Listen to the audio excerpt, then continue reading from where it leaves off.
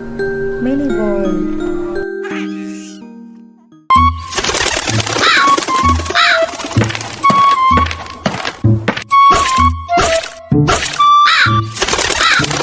रामपुर के जंगल में भयानक गर्मी पड़ रही थी। सभी पक्षी एक डाल पर इकट्ठा होकर बातें कर रहे थे। तभी वहाँ टुनटुनी चिड़िया आती है। अरे तुम सब यहाँ बैठकर क्या बातें कर रही हो? अरे टुनटुनी चिड़िया, तुम कब आई? तुम तो इतनी पिद्दी हो कि किसी को दिखाई ही नहीं दे रही। ज्यादा मत बनो कालू कौवे, इतना घमंड करना ठीक नहीं। तुम मेरे पिद्दी होने का मजाक उड़ाता है। रुक, मैं तुझे अभी बताती हूँ। इतना कहकर टुनटुनी चिड़िया कालू कौवे को मारने उसके पीछे पीछे भागने लगती है।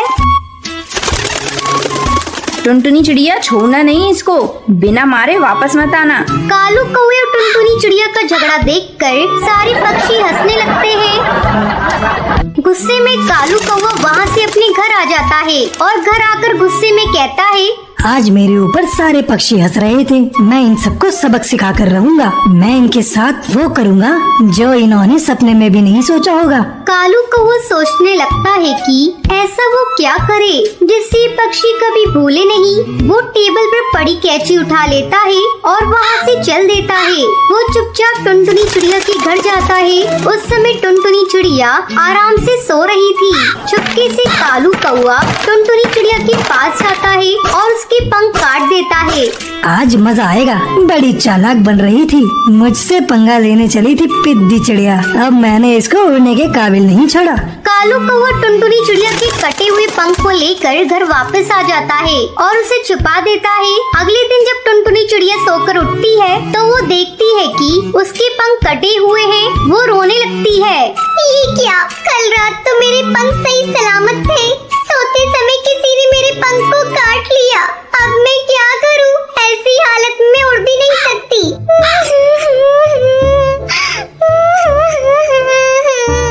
उसी रात कालू कौवा हरी तोती के भी घर जाता है और उसके भी पंख काट डालता है। इस तरह कालू कौवा एक एक करके उन सभी पक्षियों के पंख काट डालता है जो उस पर हंस रहे थे। बड़े चले थे मेरी हंसी उड़ाने। इनका पंख काटकर मैंने इनकी सारी हेगड़ी निकाल दी। इनके कटे पंख देखकर मेरा कलेजा ठंडा हो गया। वहीं दूसरी तरफ पूरे जंगल में हड़कंप मच जाता है। अरे टूनी चिड़िया, तूने कुछ सुना? कल रात किसी ने पक्षियों के पंख काट डाले।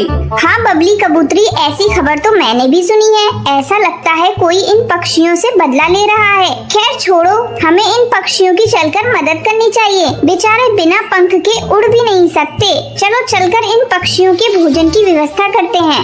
ऐसा कहकर टूनी चिड़िया और बबली कबूतरी टुनटुनी चिड़िया के घर जाती है। अरे टुनटुनी चिड़िया, तुम्हारी ये हालत कैसे हो गई? हमें बड़ा कष्ट हो रहा है। ये लो भोजन, इसे तुम खा लो।